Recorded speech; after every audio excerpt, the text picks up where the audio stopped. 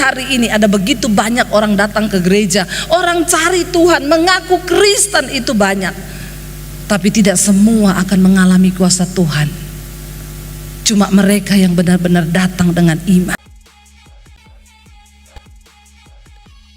Malam ini kita akan sama-sama belajar dari seorang kisah wanita di dalam Alkitab, yang saya percaya wanita ini benar-benar ada di dalam kegelapan.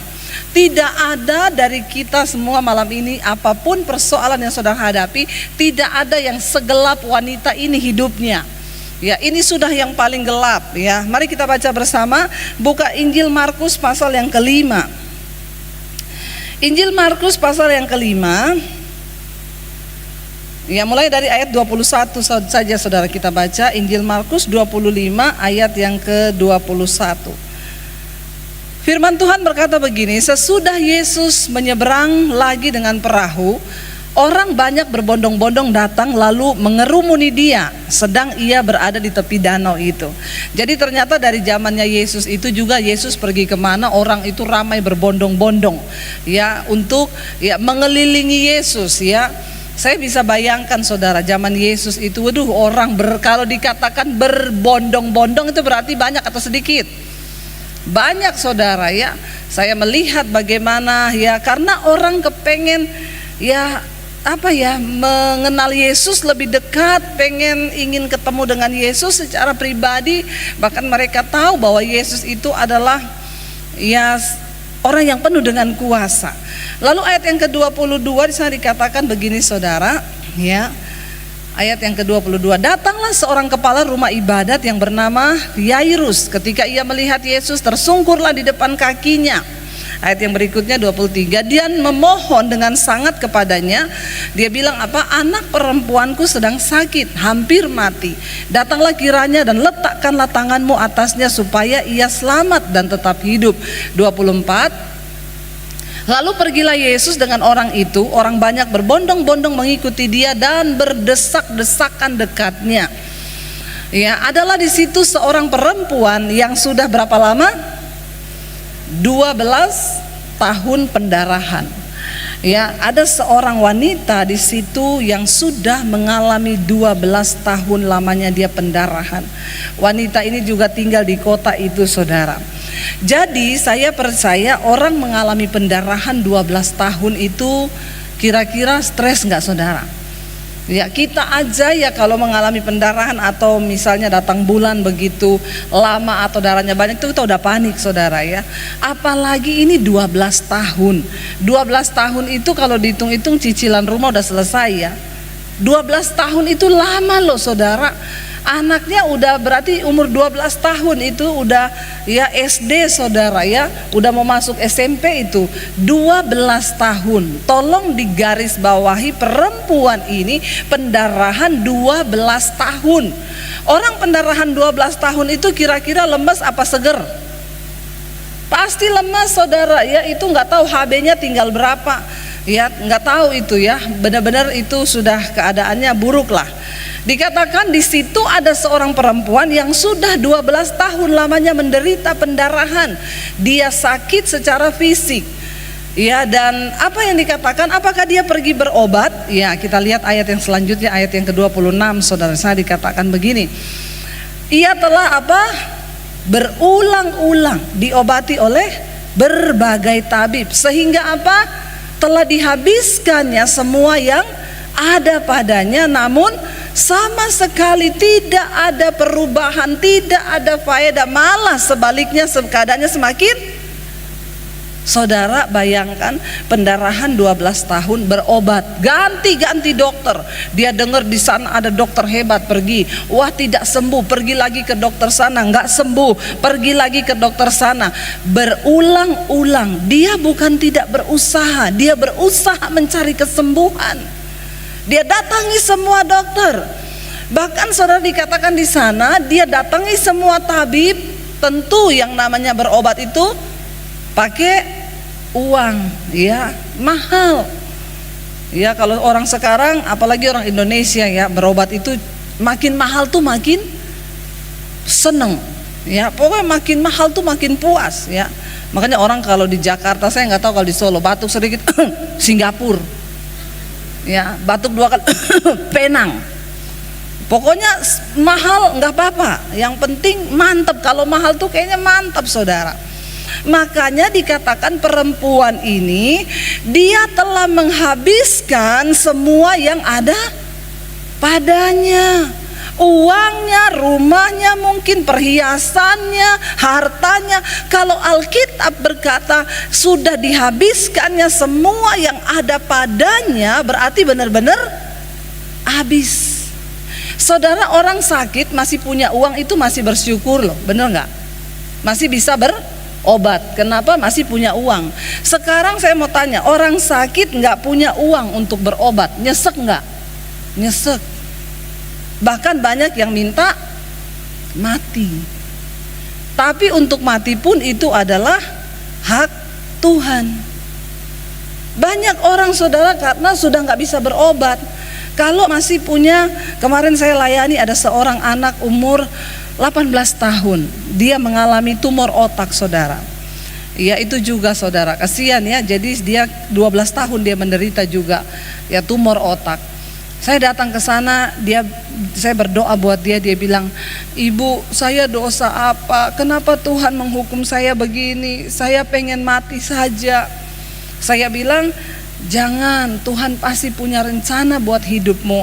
Lalu mamanya bilang, "Iya nak, kita tuh harus bersyukur. Kamu harus bersyukur. Walaupun kamu berobat bolak-balik ke luar negeri, tapi papa mama masih punya uang untuk kamu berobat." Coba kamu bayangkan orang yang sudah tidak punya uang untuk berobat. Saudara, kalau saya bilang wanita ini dalam keadaan terpuruk, gelap sekelilingnya. Sudah habis uang, berobat kemana-mana, 12 tahun. Alkitab mencatat sama sekali apa? Tidak ada perubahan, nggak ada faedahnya, malah semakin memburuk. Berat nggak, saudara, keadaan ini? Berat, ya sangat berat. Kita hari ini mungkin banyak masalah ya. Saya percaya yang namanya wanita itu pasti banyak masalahnya. Kenapa? Wanita itu kan semua harus kita pikir, semua harus kita selesaikan. Masalah anak, masalah kita, masalah suami, masalah kita. Ya kadang ya masalah keluarga besar, masalah kita, masalah ya mertua kadang jadi masalah kita. Beda sama laki-laki. Laki-laki itu kadang dia nggak mau mikir. Ya ada bapak-bapak yang pokoknya anak kamu yang urus ya. Itu anak itu urusanmu. Tapi perempuan itu kita pasti punya banyak pergumulan. Nah wanita ini ya, pergumulan terberat itu apa, saudara? Ketika seseorang itu divonis sakit. Kalau pergumulan itu masih ada di luar diri kita, ya mungkin itu masih bisalah kita sejenak lupa. Tapi pergumulan terbesar itu berada di dalam diri ketika divonis sakit lalu nggak sembuh. Saya yakin dan percaya tidak ada pergumulan yang lebih berat selain orang itu divonis sakit. Kalau cuma kita nggak punya uang, ya masih bisa lah kita tersenyum-senyum ya. Walaupun cuma makan telur dadar atau tempe goreng masih bisa tersenyum walau nggak punya uang. Ya, atau apalah. Ya kalau Bu, tapi suami saya selingkuh Bu. Ya masih banyak wanita yang masih kuat suaminya selingkuh. Tidak usah angkat tangan. Ya banyak, saudara ya. Di luar sana, di sini tidak ada. Ya, saya mau bilang sama ibu-ibu ya, cintailah Tuhan lebih dari segala-galanya. Ada orang yang bunuh diri waktu suaminya berselingkuh, itu bodoh. Kenapa? Karena dia mencintai suaminya lebih daripada dia mencintai Tuhan. Ya, jangan bodoh, saudara ya. Engkau bunuh diri ya, yang senang suamimu. Kita harus mencintai Tuhan dan meletakkan kasih kita kepada Tuhan tuh di atas segala-galanya. Ya bukan berarti saya nggak mencintai suami. Ya cintai, tapi nggak usah terlalu ya sampai mendarah daging. Sehingga kalau dia berbuat macam-macam, kita yang sakit hati terus mau bunuh diri, itu kan kebangetan. Ya cintailah Tuhan di atas segala-galanya. Jadi kalau suami ngapa-ngapain kita tidak terlalu sakit. Amin ibu-ibu. Kalau di Jakarta saya bilang ini semua amin. Ya karena memang ya banyak di sana. Di sini jarang ya, bapak-bapaknya di sini baik-baik ya, ibu-ibu ya. Amin. Bapak-bapak sini baik-baik ya. Pulang kantor langsung pulang. Kayaknya nggak banyak perselingkuhan di Solo ya. Nggak ada ya di Solo yang selingkuh ya. Ada apa nggak? Banyak juga ya.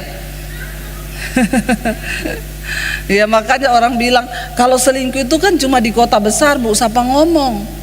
Ya, selingkuh itu kan cuma orang-orang kaya kan. Siapa bilang ada tukang buah istrinya selingkuh sama tukang sayur?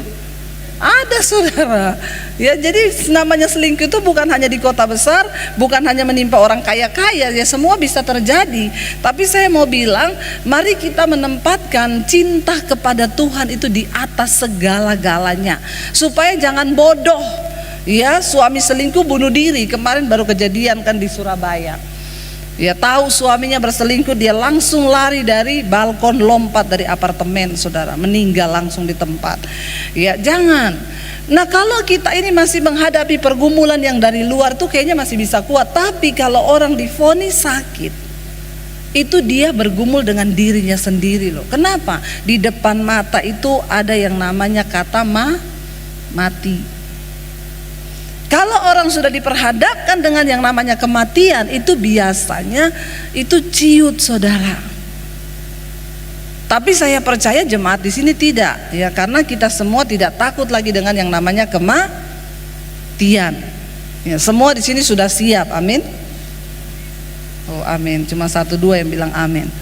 Ya, siapa yang sudah siap mati? Saya tidak tanya yang sudah mau mati loh. Saya tanya yang sudah siap. Karena saudara siap atau tidak, kalau waktunya datang maka kita akan pulang. Jadi daripada tidak siap, lebih baik siap. Alkitab berkatakan hidup Kristus, mati adalah untung. Gak usah terlalu takut. Tapi kita kalau orang Kristen tuh kalau nyanyi jago ya. Tadi lagunya, biar bumi akan berlalu, sambil goyang-goyang loh. Biar bulan tak bercahaya lagi. Lalu lagi lagunya apa? Biar langit akan bergoncang, matahari tak bersinar lagi. Saya mau tanya, kalau langit bergoncang hari ini, saudara goyang-goyang begitu enggak? Alay, lebay. Kadang-kadang orang Kristen tuh alay, dia nggak mikir yang dia nyanyikan ini tuh apa kata-katanya. Ya, biar langit akan bergoncang, matahari tak bersinar. Besok matahari tak bersinar, kacau nggak, saudara? Takut nggak? Nggak usah langit bergoncang, baru corona aja semua pada sembunyi ketakutan, benar nggak? Udah gitu nyanyi, walau 1000 rebah di sisiku, Kau tetaplah Allah penolongku. Walau 10.000 rebah di kananku, takkan ku goyah sebab Yesus sertaku. Dengar tetangganya mati, corona lu, makanya jangan keluar-keluar, jangan ke gereja kau, banyak virus di gereja. Bertobat. Ini pada ngaku ini semuanya ya. Saudara dengar baik-baik, saya tidak pernah berubah dengan pesan saya. Hidup mati kita bukan di tangan corona, tapi di tangan Tuhan. Kalau belum waktunya mati, tidak mati. Tapi kalau sudah waktunya mati, nggak usah tunggu kena corona. Kepleset di kamar mandi juga. Tahu tuh? Ada orang sampai hari ini tidak berani keluar rumah. Dia pikir nanti kalau dia keluar kena virus dia bakalan mati. Dia lupa, biar dia juga lagi nonton TV, kalau memang sudah waktunya kamu mati, ya mati. Jadi daripada tidak siap, lebih baik siap. Saya nggak terlalu takut berlebihan di masa pandemi ini. Makanya dari awal buka lockdown, saya pelayanan saudara, ke Toraja, ke Makassar, ke Palu, terbang terus kemana-mana. Orang bilang, ibu nggak takut? Kalau belum waktunya mati, ndak mati. Ya, buktinya kita ini bintang 3 corona saya ini. Semua varian saya rasa sudah. Mulai dari November 2020 yang corona pertama datang kena, yang Delta bulan Mei yang tahun lalu saya sudah rasa, yang Omicron beberapa waktu yang lalu juga sudah saya rasa. Tapi tidak mati. Saya bilang, Tuhan, kalau memang Tuhan mau izinkan saya kena corona, saya siap. Kalau memang itu untuk saya bisa bersaksi. Karena ini jemaat sudah pada ketakutan. Mereka itu sudah berpikir bahwa kalau kena corona itu mati. Kalau belum waktunya mati, tidak mati. Di masa pandemi ini sudah ada satu jumlah yang ditentukan Tuhan untuk pulang diambil. Nah saya bilang kalau kita belum masuk jumlah di dalamnya tidak bakal mati. Tapi kalau masuk makanya siap. Bilang kiri kananmu siap-siap. Ya, siap-siap. Saudara, tidak ada yang paling membuat manusia itu goncang imannya selain kematian. Makanya orang itu kalau divonis sakit, divonis mati itu takut, goyah imannya. Nah perempuan ini benar-benar berada di dalam kegelapan. Gelap, sakit 12 tahun, berobat, angkat tangan semua, tabib gak bisa sembuhkan. Habis uang, habis harta, rumah dijual, tidak sembuh, malah makin parah. Ada di sini yang mengalami seperti wanita ini? Tidak ada. Makanya tidak usah terlalu alay lebay. Kalau ada masalah itu datang saja kepada Tuhan. Lalu akhirnya Alkitab berkata begini saudara. Kita lanjut baca. Ini panas sekali atau saudara panas atau cuma saya yang kepanasan ya? Ya, ayat yang berikutnya 27.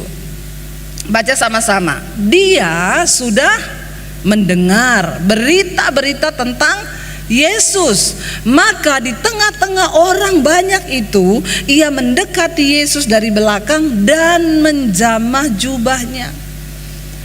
Kegelapan itu berangsur menjadi sebuah terang. Ada sebuah pengharapan dari wanita ini timbul. Kenapa? Karena dia mendengar berita-berita tentang Yesus. Dia dengar orang cerita, itu ya yang namanya Yesus. Dia menyembuhkan orang sakit, dia melakukan ini, orang yang kerasukan dilepaskan. Dia mendengar sebuah pengharapan akan datangnya terang di dalam hidupnya. Saudara, apa yang dapat membuat kita ini menjadi kuat di tengah persoalan? Waktu imanmu hidup karena engkau mendengar firman Tuhan. Ketika engkau mendengar tentang Yesus, Alkitab berkata iman timbul dari pendengaran. Pendengaran akan firman Tuhan. Jadi pastikan setiap hari kita mendengar firman supaya iman kita timbul. Ketika kita mendengar firman, maka muncullah terang. Saudara, saya bersama dengan seorang malam ini. Dia yang duduk di depan itu cantiknya sama saya 11-12 ya, kenapa saudara menertawakan saya? Jadi dia ini ya, dia belum boleh maju bersaksi saudara nanti ya. Dia bukan orang Kristen, dia dari seberang. Lalu singkat cerita papahnya meninggal. Lalu dalam kepercayaan kita yang dulu, kalau orang tua kita meninggal, kita sembahyang 5 waktu. Itu dapat menyelamatkan mereka bisa masuk surga. Lalu karena dia sangat mengasihi papahnya, dia bilang, jangankan 5 waktu, kalau memang dengan saya sembahyang itu papa saya bisa ke surga, saya mau sembahyang 10 waktu, biar makin cepat lagi ke surganya. Lalu saudara, dari situ dia mulai punya sebuah kerinduan untuk mencari tahu orang itu setelah mati kemana, papa saya tuh kemana. Bukan cuma papa saya, aku ini nanti nek mati tuh kemana. Lalu mulai banyak pertanyaan muncul di benaknya, apakah surga itu ada, apakah neraka itu ada. Akhirnya muncul sebuah kerinduan untuk dia mulai mencari kebenaran. Firman Tuhan berkata, carilah Tuhan selama ia berkenan untuk ditemui, dan berserulah kepadanya selama ia dekat.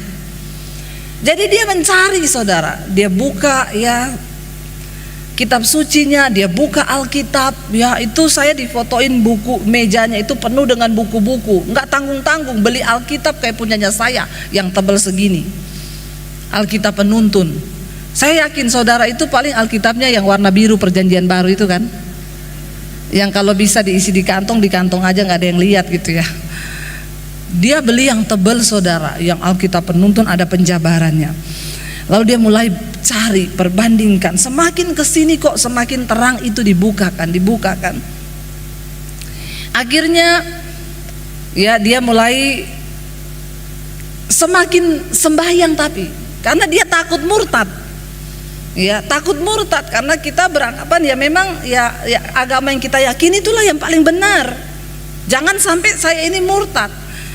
Tetapi satu kali ketika dia lagi sembahyang, Tuhan mendatangi dia dalam bentuk sinar yang sangat terang sehingga dia nggak bisa melihat, dia hanya tersungkur dan menangis.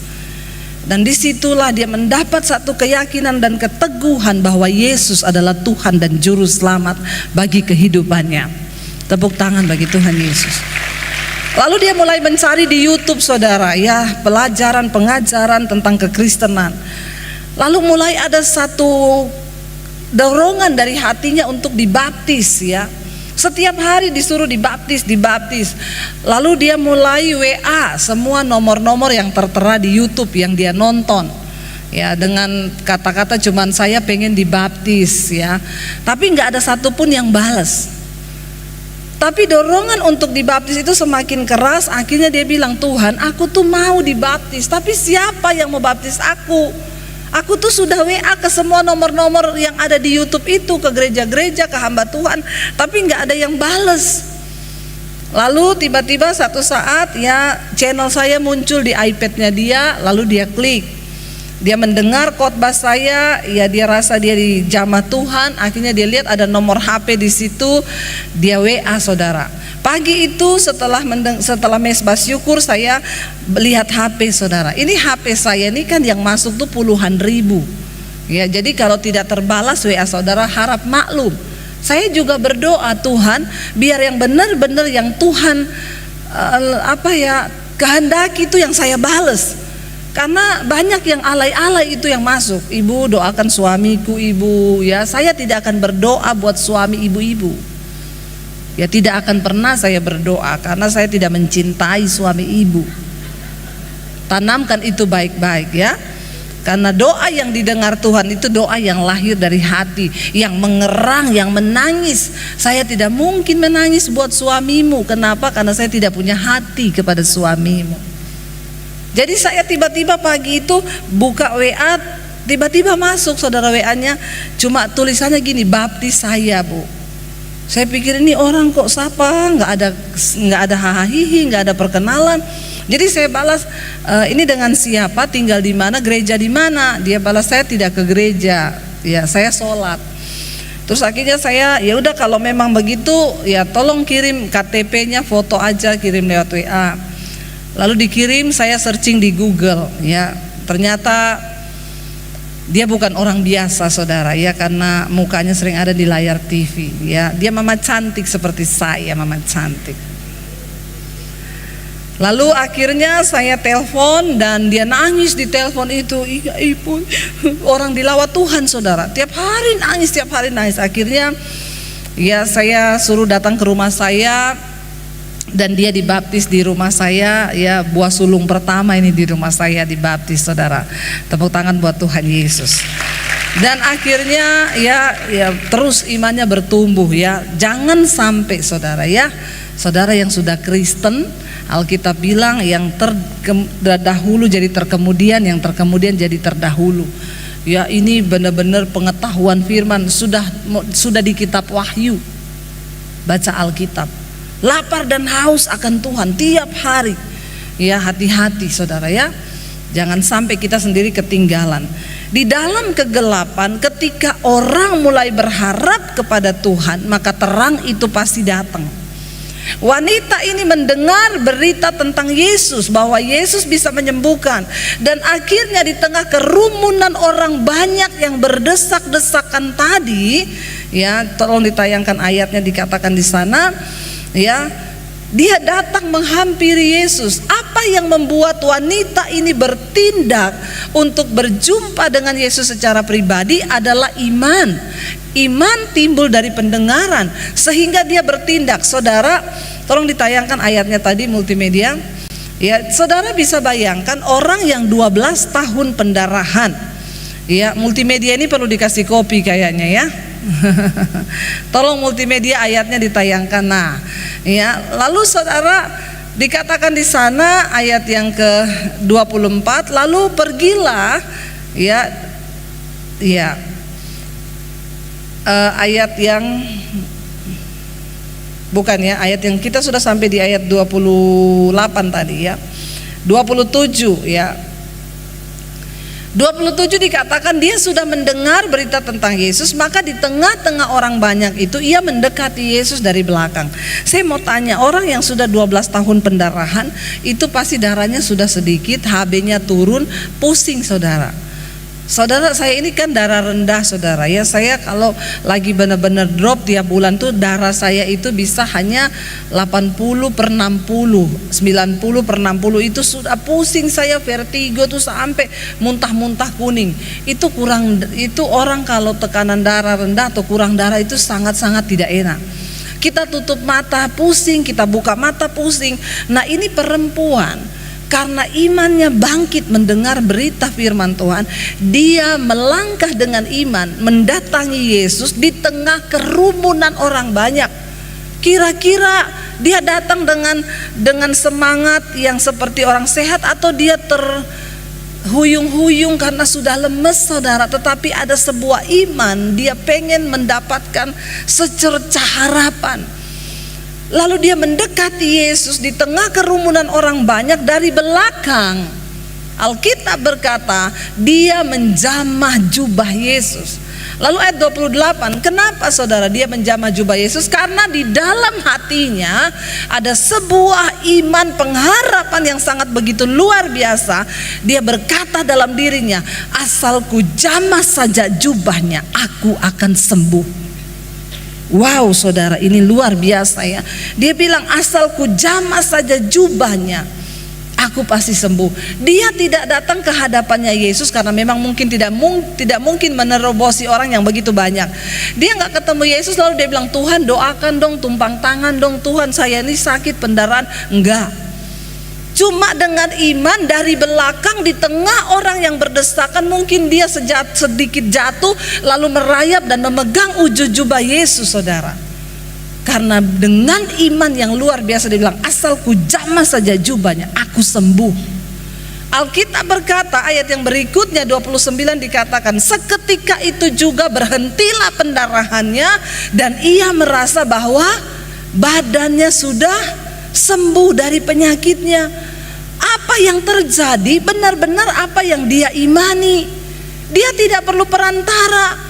Dia nggak cari murid Yesus dan bilang, tolong atur ya, saya mau ketemu sama Yesus ya, saya ada pergumulan nih, saya perlu ditumpang tangan. Enggak. Makanya saya selalu berkata, jangan titip doa sama pendeta, jangan cari pendeta ketika engkau lagi dalam masalah.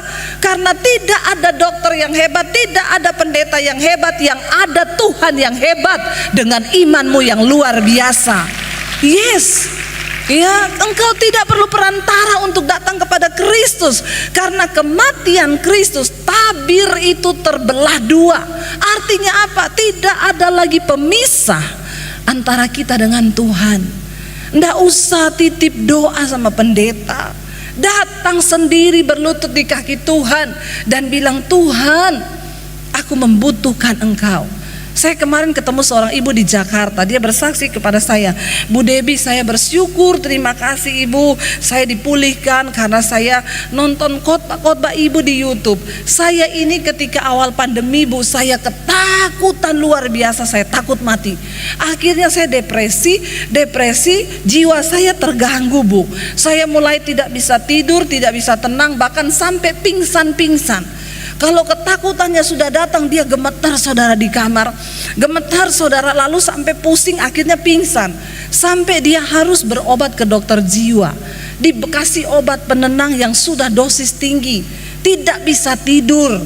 Dia telepon semua pendeta yang dia kenal, berdoa lewat telepon, tidak ada yang sembuh saudara. Sudah pakai dokter yang terbaik di Jakarta tapi tidak sembuh. Dia bilang, satu saat saya dapat channel Ibu, saya mendengar Ibu berkata, jangan telepon pendeta, cari Tuhan, berlutut di bawah kaki Tuhan. Kenapa?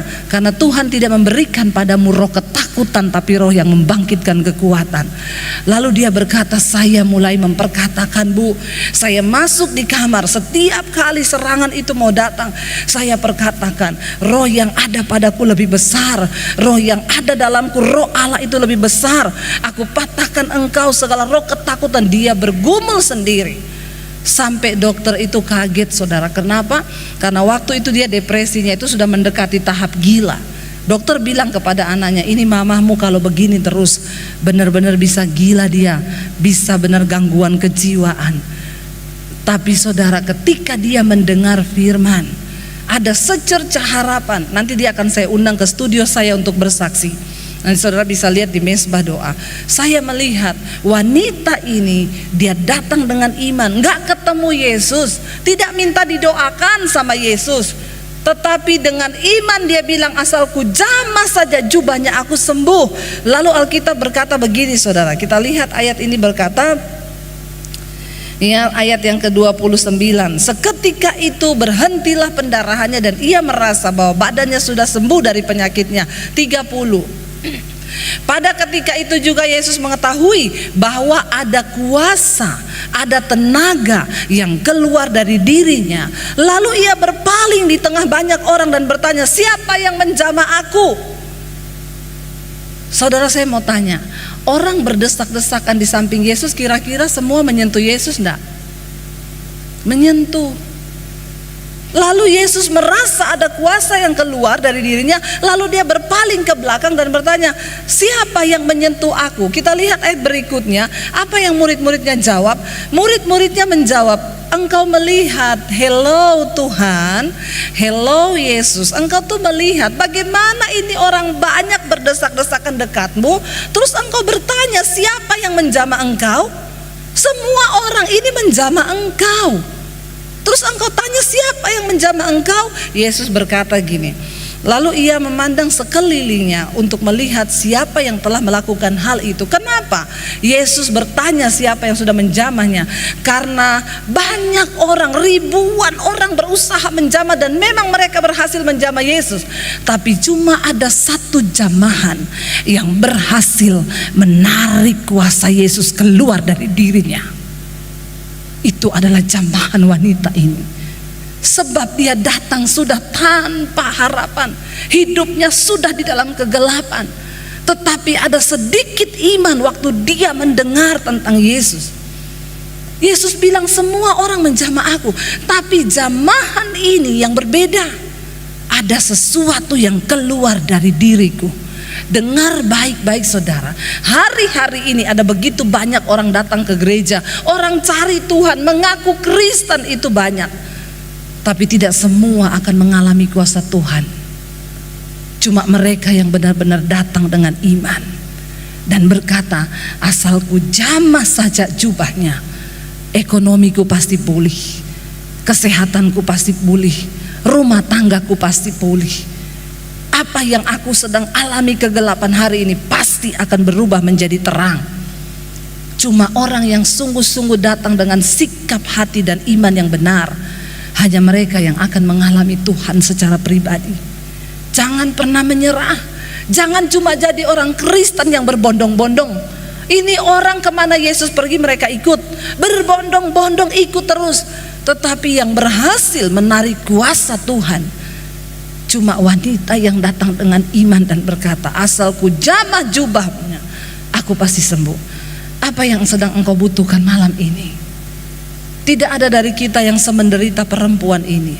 Itu artinya apa? Kalau wanita yang benar-benar sudah di dalam kegelapan, rasanya tidak ada lagi pengharapan, bisa melihat terang keajaiban Tuhan. Apalagi saudara dan saya. Dia Tuhan yang bukan hanya mati, tapi dia bangkit bagi kita. Lalu Yesus berkata, ia memandang sekelilingnya untuk melihat siapa yang telah melakukan hal itu. Bahkan Yesus nggak tahu bahwa ada kuasa yang keluar dari dirinya.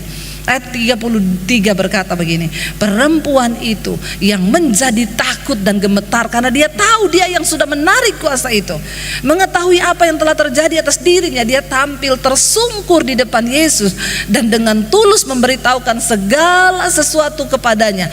Lalu Yesus berkata apa kepada dia? Maka katanya kepada perempuan itu, hai anakku, imanmu telah menyelamatkan engkau. Pergilah dengan selamat dan sembuhlah dari penyakitmu. Siapa yang sudah menyembuhkan dia? Tuhan gak bilang gini loh, hei anakku, aku, kuasaku yang sudah menyembuhkan engkau. Yesus berjalan dengan kuasa, dan semua orang yang ada di sekelilingnya sebenarnya bisa mengalami kuasa yang sama. Tapi Tuhan bilang, imanmu yang sudah menarik kuasa itu keluar. Jangan sampai kita hanya menjadi orang Kristen yang berbondong-bondong. Saya cuma mau bilang, saudara, segelap apapun keadaanmu hari ini, saya undang imam musik maju ke depan. Segelap apapun keadaanmu hari ini, percayalah, Tuhan itu sanggup, Tuhan mampu untuk memberikan terang kepada hidupmu, keajaiban. Dan dia masih Tuhan yang sama, tidak pernah berubah. Dahulu, sekarang, bahkan sampai selamanya.